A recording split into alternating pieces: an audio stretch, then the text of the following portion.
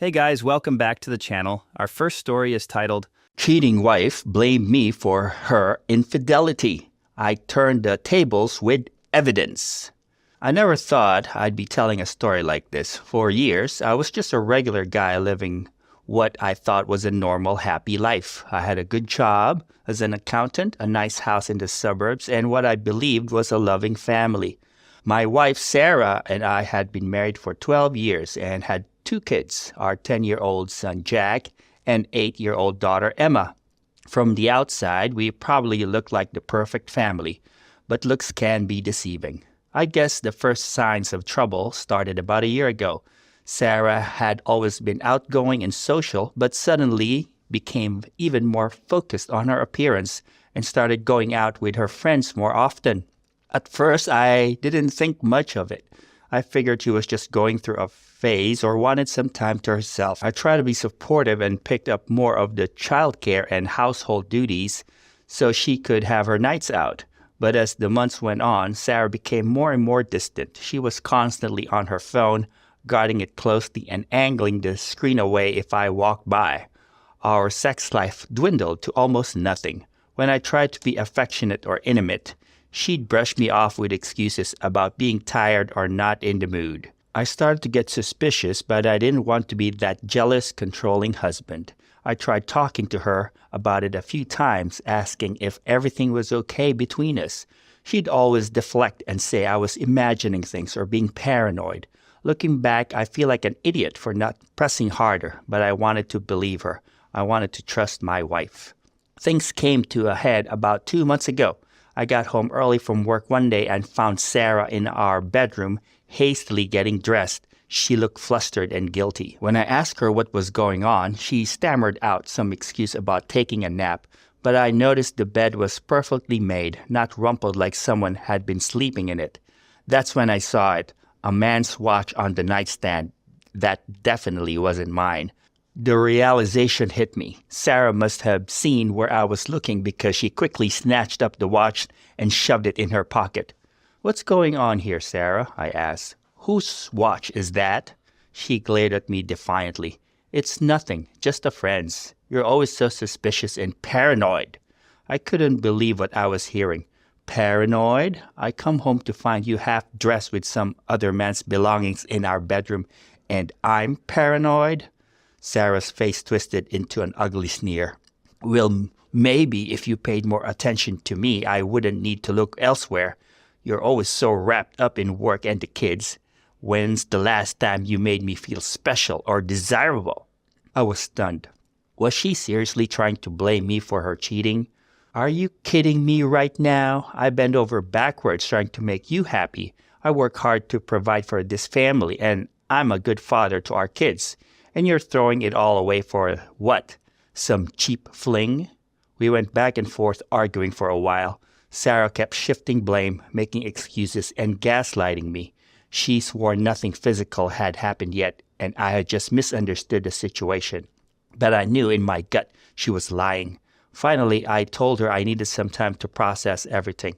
I packed a bag and went to stay with my brother for a few days. During that time, Sarah called and texted constantly, alternating between apologies, accusations, and pleas for me to come home. She swore she'd break things off with the other man and that we could work on our marriage. Against my better judgment, I decided to give her another chance for the sake of our family. When I came home, Sarah was all sweetness and light. She cooked my favorite meals, initiated sex for the first time in months, and was extra affectionate. For a few weeks, I wanted to believe things were getting better. But old habits die hard. Soon enough, Sarah was back to being distant and secretive with her phone. She started going out with her girlfriends multiple times a week again. My gut was screaming at me that something wasn't right. This time, I decided to trust my instincts and do some digging. I hated the idea of snooping, but I needed to know the truth. While Sarah was in the shower one morning, I managed to unlock her phone and check her messages. What I found made me sick to my stomach.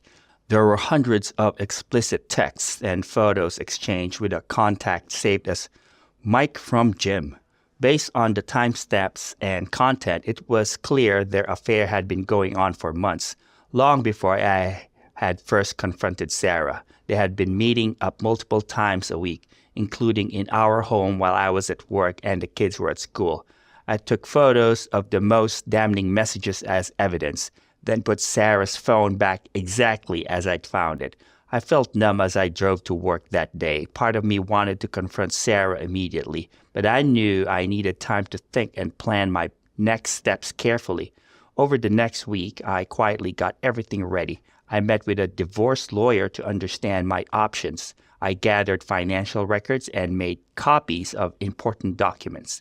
I also reached out to a therapist to help me process everything and figure out how to break the news to our kids.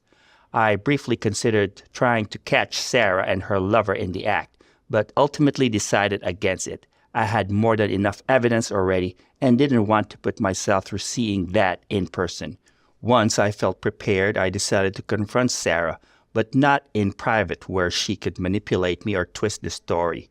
No, I was going to expose her lies in front of both our families. We had a big family dinner planned that weekend for my parents' anniversary. Both sets of grandparents, siblings, and various aunts and uncles would be there. It wasn't ideal to air out dirty laundry in front of everyone, but I needed witnesses to the truth. I was done letting Sarah control the narrative. The day of the dinner arrived. I was a bundle of nerves but did my best to act normal. Sarah seemed oblivious, chatting and laughing with relatives as we all gathered at my parents' house. After the meal, as everyone was relaxing with coffee and dessert, I stood up and clinked my glass to get everyone's attention. Sarah gave me a questioning look. "I have an announcement to make," I began, my voice surprisingly steady. "I'm afraid I have some difficult news to share with you all." I took a deep breath and continued. "I've recently discovered that Sarah has been having an affair." I heard gasps and murmurs from around the room. Sarah's face paled. "What are you talking about?" she hissed. "Have you lost your mind?" I ignored her and pressed on.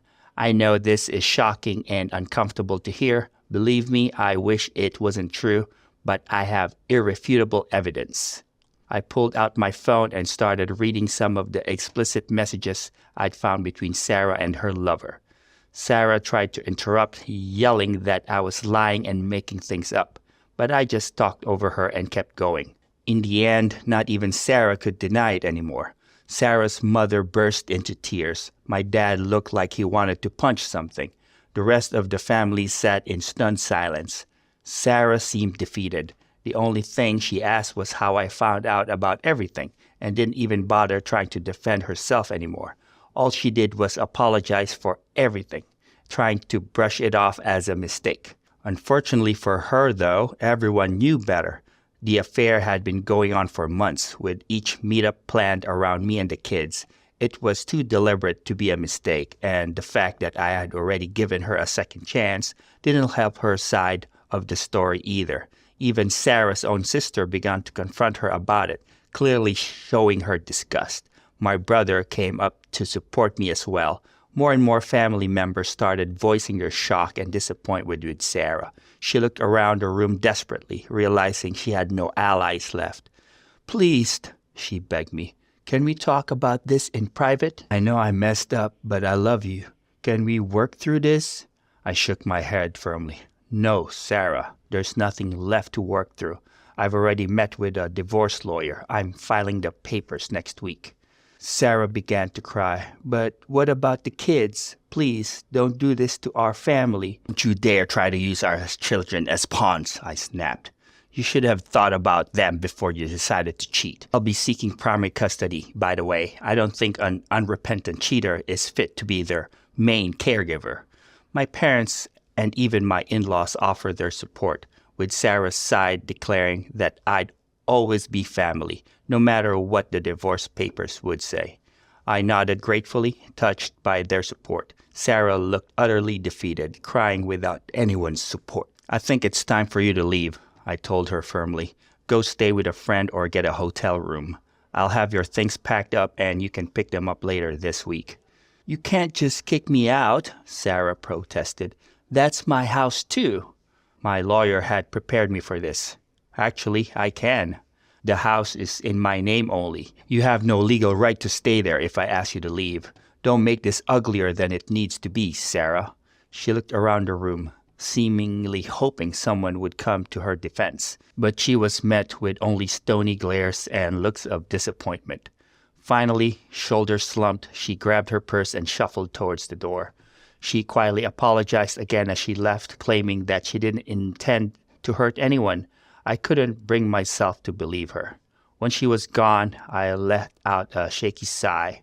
The adrenaline was wearing off and the reality of the situation was sinking in. My marriage was over. My family was broken. How had things gone so wrong? The rest of the family rallied around me, offering words of comfort and support. My parents insisted I stay with them for a few days to decompress. Sarah's parents hugged me and apologized profusely for their daughter's behavior, reassuring me that they still considered me family.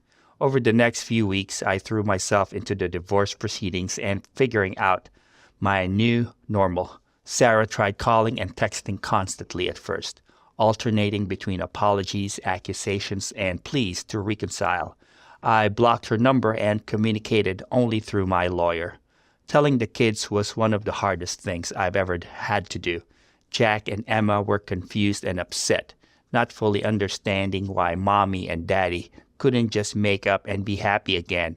I did my best to explain in age-appropriate terms, assuring them that both parents still love them very much.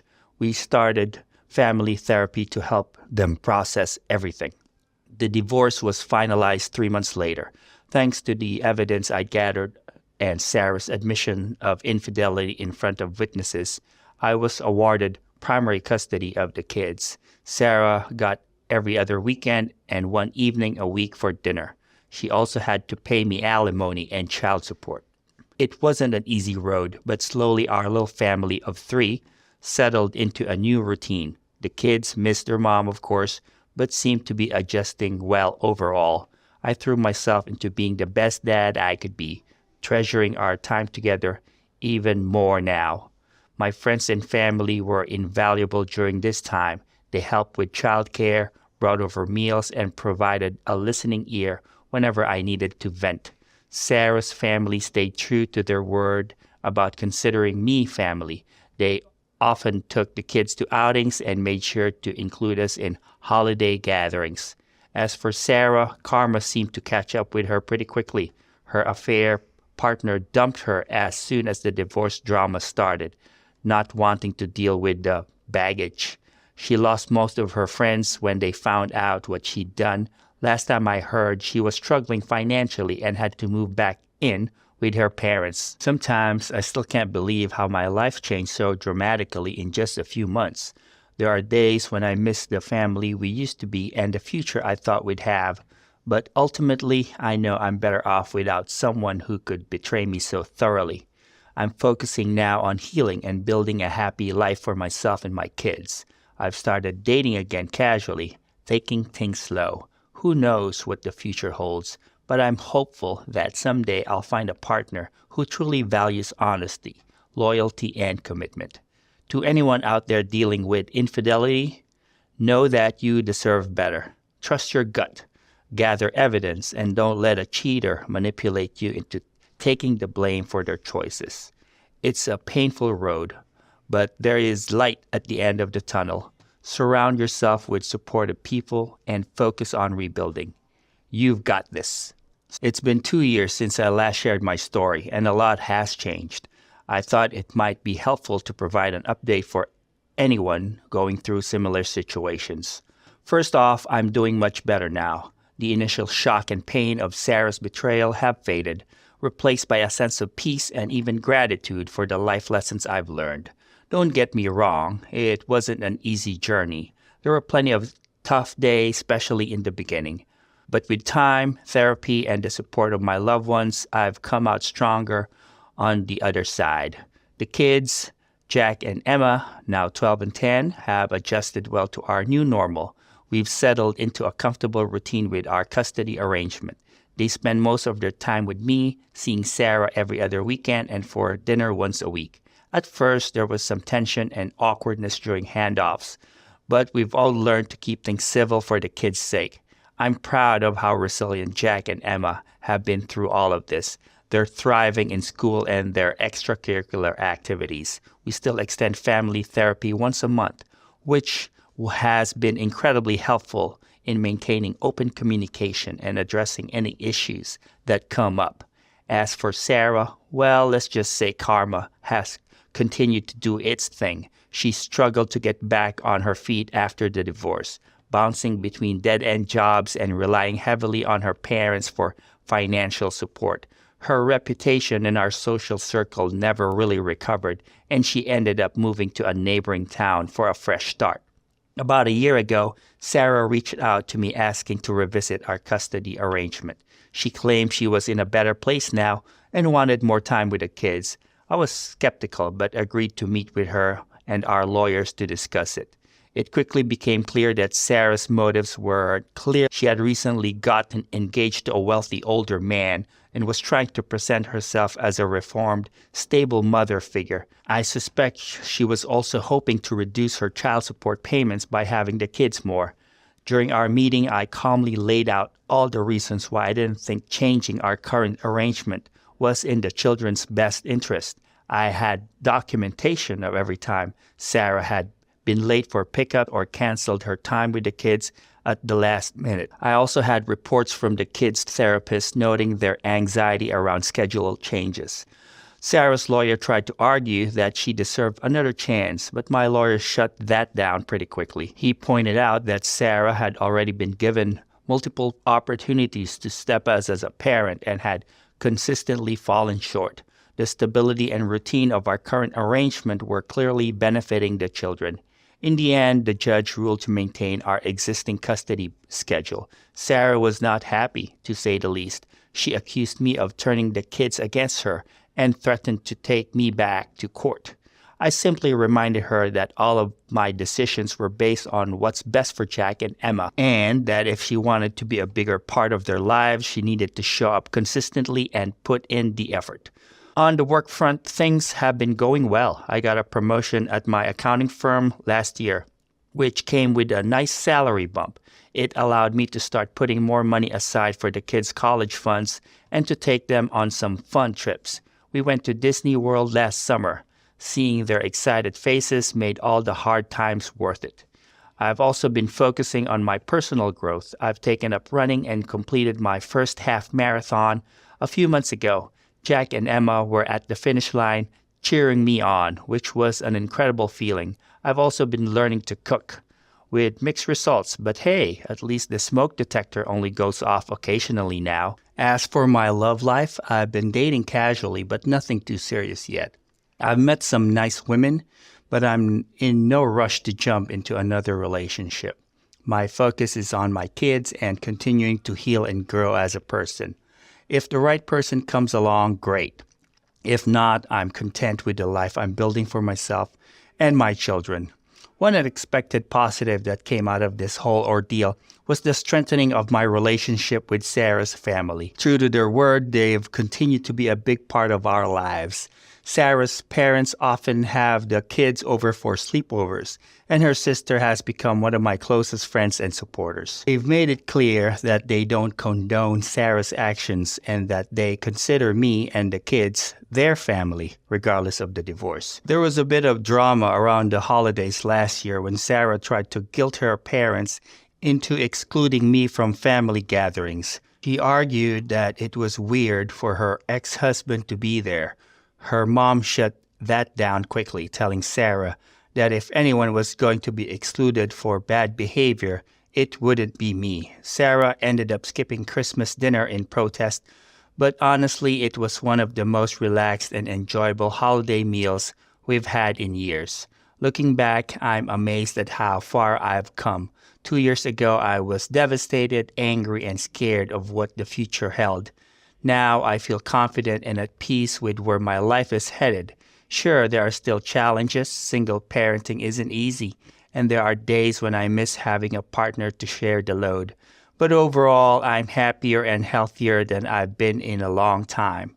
To anyone out there who's just starting this journey, hang in there. It does get better. Focus on taking care of yourself and your kids.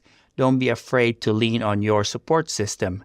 That's what they're there for. And remember, living well is the best revenge. As for me, I'm excited to see what the future holds. Jack will be starting middle school next year, and Emma's got a big dance recital coming up. I'm planning a camping trip for us this summer. Just me and the kids exploring nature and making memories. Life may not have turned out the way I originally planned, but I'm grateful for where I've ended up. Here are my thoughts about this story. When I first started reading, I was worried this was going to be one of those stories where the person just kind of rolls over and takes it. You know the type where they forgive the cheater and try to make it work even though trust is gone. But nope, our guy stood his ground. He didn't let Sarah manipulate him or use the kids as pawns. Children are often victims of the consequences of infidelity in a marriage. So seeing them get the help they needed with therapy and their family's support was great to see. But here's what really got me. The way he handled things after the divorce. It would have been so easy to become bitter, to badmouth Sarah to the kids or try to turn them against her. Instead, he took the high road, kept things civil for the sake of the children, focused on being the best dad he could be. That's true strength right there, and amazing father material too. The one section that really stood out to me, though, was the part where he talks about being content with the life he's building, whether or not he finds a new partner. That's huge. So many people rush into new relationships after divorce, trying to fill the void. But this guy, he's taken the time to figure out who he is on his own. That's the kind of personal growth you need to heal after a painful end to a long-term relationship. And now, guys, we will move on to the second story of the video. Please like the video if you have enjoyed it so far. The story starts like this. Brother-in-law tries to steal my business, but I outsmart him. I'm Owen, 35 years old, and I own a small but successful landscaping business. Well, I should say I almost lost that business thanks to my conniving brother-in-law. But let me start from the beginning. I started my business about 7 years ago. It was tough at first, long hours, tight budgets, and a lot of stress. But I loved the work, and slowly but surely the business grew. We got a reputation for quality work and reliability. Within a few years, I had a team of 10 full-time employees and a solid client base. My wife, Rachel, has always been supportive. She's an accountant and helped me set up the books when I first started. We've been married for 12 years and have 2 kids, Emily, 8, and Alex, 5. Life was good, you know. We weren't rich, but we were comfortable, and I was proud of what I'd built. Enter my brother-in-law, Connor. He's Rachel's younger brother, 30 years old. Connor's always been, well, let's just say he's a smooth talker. The kind of guy who's always got a new get-rich-quick scheme but never seems to follow through. He'd bounce from job to job, always full of big ideas, but short on actual work ethic. About a year ago, Connor showed up at our door looking pretty rough. He'd lost his latest job and his girlfriend had kicked him out. Rachel, being the kind soul she is, convinced me to let him stay with us for a while until he got back on his feet. I wasn't thrilled about it, but family is family, right? At first, it wasn't so bad. Connor helped out around the house, played with the kids, and seemed genuinely grateful. After a few weeks, he started showing interest in my business. He'd ask questions about how things worked, what our processes were, who our biggest clients were. I thought maybe he was finally developing some work ethic and was interested in learning the trade. One night over dinner, Connor made his pitch. Owen, he said, leaning forward with that salesman smile of his, I've been thinking your business is doing great, but imagine how much bigger it could be with my help. I've got ideas, connections. We could take green dreams to the next level. I'll admit I was skeptical, but Rachel was excited about the idea of her husband and brother working together, and Connor's enthusiasm was infectious. He laid out plans for expansion, marketing strategies, and ways to streamline our operations. Against my better judgment, I agreed to bring him on as a partner. We drew up a contract giving him a 25% stake in the business in exchange for his investment of $50,000. Money he said he'd get from selling his car and borrowing from friends. For the first couple of months, things seemed okay. Connor brought in a few new clients through his connections and implemented some of his ideas. But I started noticing some issues. Supplies would go missing, then show up on jobs I hadn't authorized. Money wasn't adding up quite right. And Connor was spending a lot of time in meetings I wasn't invited to. I confronted him about it one evening after work. Connor, we need to talk about some discrepancies I've noticed. I said, trying to keep my tone neutral. He waved it off with that easy smile of his. Owen, you're worrying too much. This is just how business at a higher level works. You've got to spend money to make money, right? Trust me, it'll all pay off soon. But I couldn't shake the feeling that something was off. I started paying closer attention, documenting everything. And what I found made my blood run cold. Connor hadn't invested any money into the business. The new clients he brought in were actually just reshuffled existing clients, with him skimming off the top. He was using company resources for side jobs and pocketing the money. Worst of all, he was meeting with our biggest clients, trying to convince them to jump ship to a new company, one that he would fully own. I was furious. This wasn't just a few white lies or minor theft. Connor was actively trying to destroy the business I'd spent years building, and he was using my own resources to do it. I knew I had to act fast, but I also knew I needed to be smart about it. Connor was charismatic and manipulative. If I confronted him directly, he'll probably find a way to twist things around. No, I needed a plan. First thing I did was call my lawyer. I've known him for years. He helped me set up the business initially. I explained the situation and asked for his advice. Owen, this is serious, he said, his voice grave. From what you're telling me, Connor has breached his contract in multiple ways, but we need solid evidence. Can you get me documentation of everything you found? I spent the next week gathering every scrap of evidence I could, financial records showing the discrepancies, emails Connor had sent to clients trying to poach them, surveillance footage from our office showing him taking supplies. It was a lot, and seeing it all laid out made me realize just how deep his betrayal went. I met with my lawyer again, this time bringing all the evidence. He looked it over, nodding slowly. This is good, Owen, really good. We've got him dead to rights on breach of contract, embezzlement, and attempted theft of trade secrets. But, he held up a hand, we need to be strategic about how we use this. He laid out a plan. We'd confront Connor, but not alone. We'd do it with a police officer present under the guise of a routine business audit. This would prevent Connor from trying anything drastic and would give an official witness to whatever happened. The next step was the hardest. I had to tell Rachel. I'd been keeping my suspicions from her, not wanting to cause a rift between her and her brother without solid proof.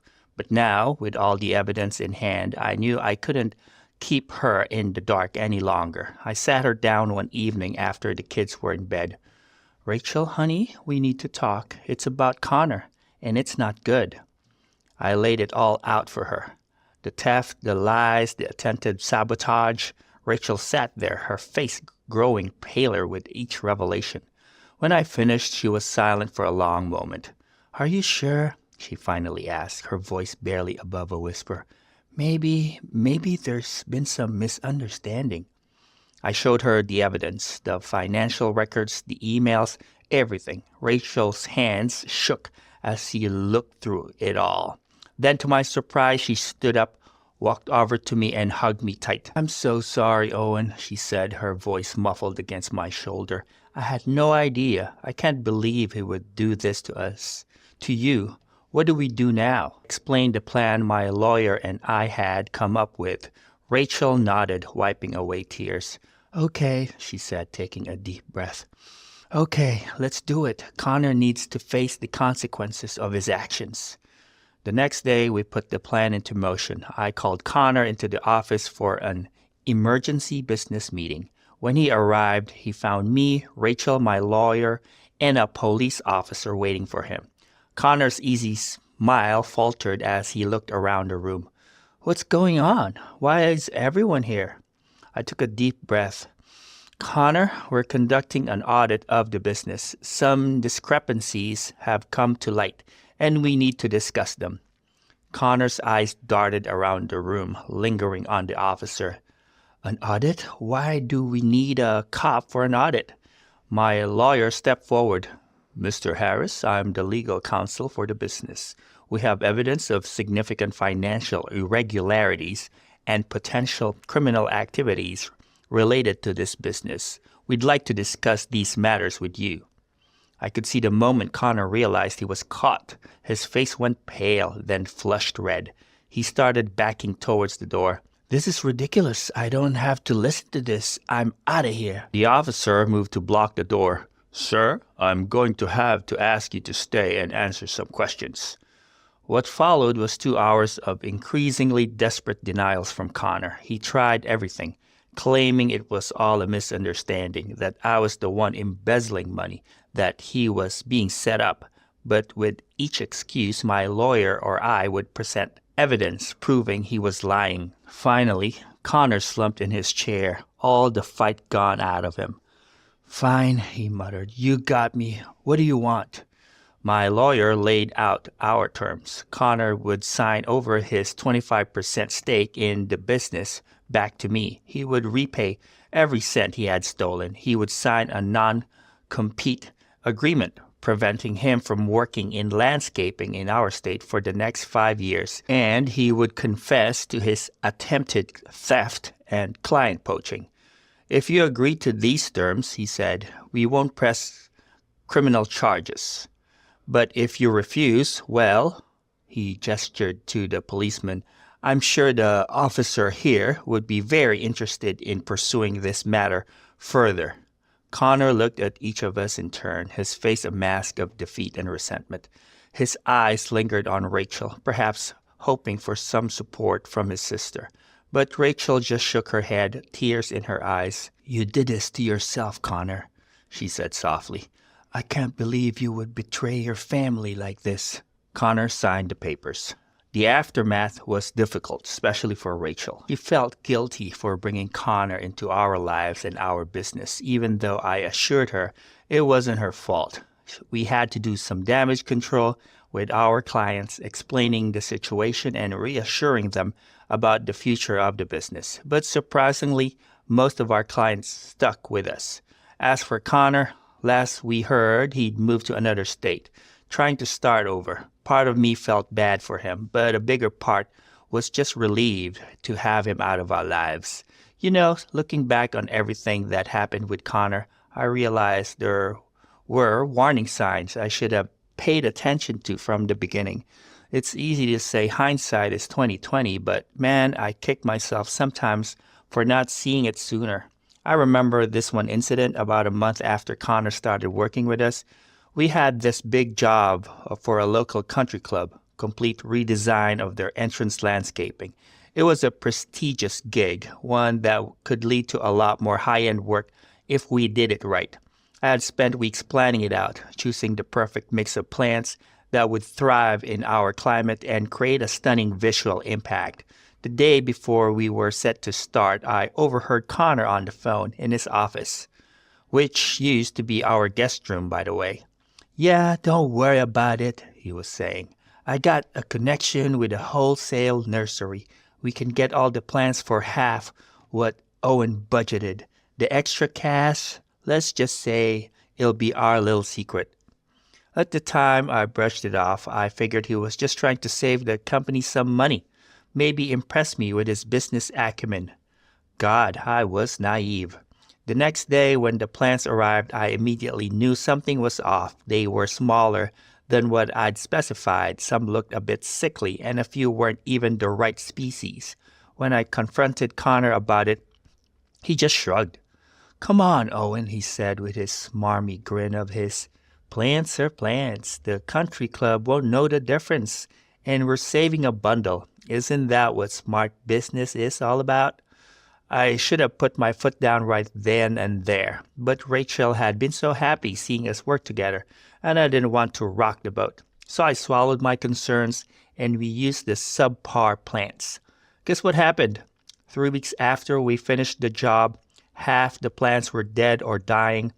The country club was furious. We had to redo the entire project at our own cost, and we lost any a chance of future work with them. It was a major hit, both financially and to our reputation. That should have been my wake-up call, but Connor was always ready with an excuse, always had a way to shift blame or minimize the damage. And I, like an idiot, kept giving him chances.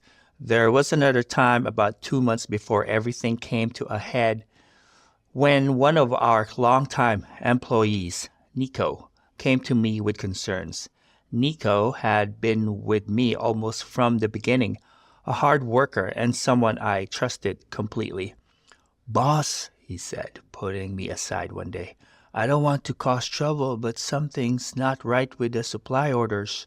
Stuff's going missing and the numbers don't add up." I promised Nico I'd look into it, but when I mentioned it to Connor, he flew off the handle. "Are you seriously going to listen to some grunt worker over your own brother-in-law?" he demanded. "Nico's probably the one stealing supplies. You should fire him before he causes any more trouble." I didn't fire Nico, but I didn't dig any deeper into his concerns either. Another mistake on my part. It wasn't just work stuff either. Connor's presence was causing strain at home too. He'd often come in late at night, sometimes obviously drunk, waking up the kids. He'd leave his stuff all over the house, expecting Rachel to clean up after him like she was still his big sister taking care of her little brother. One night, I came home to find Rachel in tears. Connor had invited a bunch of his friends over without asking, and they had trashed the living room. When Rachel asked them to quiet down because the kids were trying to sleep, Connor had laughed it off and told her to stop being such a buzzkill. I confronted Connor about it, and he apologized, promising it wouldn't happen again, but the incident left a sour taste in my mouth. This was my home, my family, and Connor was taking advantage of our hospitality. All these incidents, when I look back now, were huge red flags. But you know how it is when it's family. You make excuses, you give second chances, you try to see the best in them. I kept hoping Connor would shape up, that he'd realize what an opportunity he had and start taking it seriously. Plus, I was worried about how it would affect my relationship with Rachel if I kicked her brother out of the business and our home. Family dynamics are tricky, and I didn't want to be the bad guy. But here's the thing I've learned. Sometimes being the bad guy in the short term is necessary to prevent a much worse situation in the long run. If I had confronted Connor earlier, set stricter boundaries, maybe things wouldn't have escalated to the point they did. Don't get me wrong, I'm not beating myself up over it. Connor made his choices and he's the one responsible for his actions. But I do think about what I could have done differently, the signs I could have picked up on sooner. That's why I've made some changes in how I run things now. We have much stricter financial controls in place. Rachel and I both review all major decisions. We have regular check-ins with our employees, encouraging them to bring up any concerns they might have. I've also learned to trust my gut more. If something feels off, it probably is. It's better to ask uncomfortable questions early on than to ignore our problems until they become too big to handle. You know, it's funny. In a weird way, I'm almost grateful for what happened with Connor. Don't get me wrong, it was a nightmare to go through, but it forced me to become a better business owner, a more assertive person. It showed me the importance of standing up for myself and my business, even when it's uncomfortable. It also showed me how strong Rachel and I are as a team. Going through something like that could have torn some couples apart, but it brought us closer together. Rachel's been amazing through all of this. She was heartbroken by her brother's betrayal, but she never once blamed me or tried to defend Connor's actions. In fact, she became more involved in the business than ever before. She's taken charge of our financial systems, implementing new software, and procedures to make sure nothing like this can ever happen again. Her skills as an accountant have been invaluable. We have also made it a point to have more open conversations about our family relationships. We both agree that while we'll always be there for our families, we need to have clearer boundaries, no more open-ended stays, no more unofficial loans that never get paid back. It's been tough sometimes, but ultimately it's been healthier for everyone involved. As for the business itself, well, we've come out stronger than ever. Losing Connor's contributions, if you can call them that, forced us to really look at how we were operating. We streamlined our processes, focused on our core strengths, and actually ended up more profitable than before. We've even started a mentorship program for young people interested in landscaping. It's our way of giving back, but it's also a way to build a team of loyal, skilled workers from the ground up. No more bringing in outsiders to high-level positions. We're growing our own talent. That's something else that came out of this whole ordeal. I started thinking more about the future of the business. Before, I was so focused on the day-to-day operations that I never really thought about what would happen to the business in the long run. Now, Rachel and I have a solid succession plan in place. Whether it's Nico or someone else, we're making sure that what we've built will continue even after we're gone. You know, when I started this business, I had dreams of creating something lasting, something I could be proud of. There were times during the whole Connor fiasco when I thought those dreams might go up in smoke. But standing here now, looking at what we've accomplished, I can honestly say that we're not just surviving, we're thriving. Every morning when I wake up and head to work, I feel a sense of pride and purpose. We're not just moving lawns and planting flowers. We're helping create beautiful spaces for our community. We're providing good jobs for our employees. We're building something real and lasting. And every night when I come home to Rachel and the kids, I'm reminded of what really matters: family, integrity, hard work. These are the things that got us through the tough times, and these are the values I want to pass on to my children. So yeah, the whole situation with Connor was a nightmare, but we came out the other side stronger, wiser, and more successful than ever. If there's a lesson in all of this, I guess it's this: no matter what life throws at you, no matter who tries to knock you down, stay true to yourself and your values. In the end, that's what will see you through. Here are my thoughts about the story. To start things off, can we talk about Connor for a hot second? This guy's the human equivalent of crabgrass. Invasive, hard to get rid of, and ruins everything he touches. I mean, who crashes at their sister's place, weasels their way into a cushy job, and then has the audacity to screw it all up? Connor, apparently. This dude's got more red flags than a Soviet parade. The little story about the country club work had me fuming. Shortcuts like that are doomed to fail, and I honestly can't believe Connor didn't see that. Gotta put some of the responsibility on Owen for not changing things when he realized the problem. But Connor is where it all started.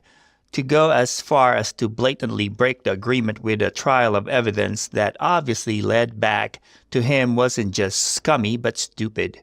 But here's the thing that keeps biting at me. Owen saw the signs. He saw them clear as day, like a big old neon sign flashing, "Danger, sleazeball ahead." And what did he do? He planted his head firmly in the sand like some kind of landscaping ostrich. I get it though. Family's complicated. It's like trying to untangle Christmas lights. You think you've got it sorted and suddenly you're in a bigger mess than when you started. Still doesn't help that tough nosedive the business must have gone through in that time though. Like, I'm not gonna lie, there were moments in this story where I wanted to reach through my screen and give Owen a good shake. Like when he overheard Connor planning to cheap out on the country club job. Come on, man. That's not just a red flag. That's a whole red banner with, "I'm about to screw you over," written on it in flashing lights. But you know what? I can't be too hard on Owen. Or maybe I could be, but I'm just soft. We've all been there, right? Maybe not my brother-in-law is embezzling from my landscaping business there, but we've all ignored warning signs because it was easier than dealing with the fallout. It's like when you hear a weird noise in your car but crank up the radio instead of taking it to the mechanic. Except in this case, the weird noise was Connor, and instead of a broken timing belt, Owen ended up with a broken business and family trust. That really sinks out the importance of separating work from personal life, doesn't it? The part that really got me, though, was when Owen talked about his employee Nico coming to him with concerns. That moment was like the universe throwing Owen a lifeline, and our boy just let it float on by. It's a stark reminder that sometimes the people on the ground, the ones with dirt under their nails and calluses on their hands, they're the ones who really know what's going on. Note to self, always listen to the Nikos of the world. Give that man a medal to be determined enough to catch that and report it. We all know the majority of the employees in the world don't care enough to do that. Now, I've got to say, the way Owen turned his whole mess around is pretty impressive. It's like he took all the manure Connor left behind and used it to fertilize a whole new business strategy. Mentorship programs, streamlined processes, actual financial controls. This guy turned his landscaping business into a lean, green, money-making machine. It's like the business equivalent of turning a weed-infested lot into a prize-winning garden. And can we take a moment to appreciate the poetic justice of it all? Connor thought he was being so clever, skimming off the top and cutting corners. But in the end, his shenanigans forced Owen and Rachel to create a stronger, more profitable business than they had before. It's like Connor accidentally watered the seeds of his own downfall. Karma's a gardener, and she's got one heck of a green thumb. And dude, what did you think was going to happen even if that plan didn't succeed? Just have a brother-in-law and sister with a struggling business? Considering how willing he was to betray their trust, I can't exactly bring myself to believe that he's the type to take care of them when times get tough, even if he himself is the reason behind that rough period. People like Connor, watch out for them, guys, and I don't mean that in a particularly good way. Anyways, guys, I hope you enjoyed the video. Please like and subscribe, and I'll see you again tomorrow.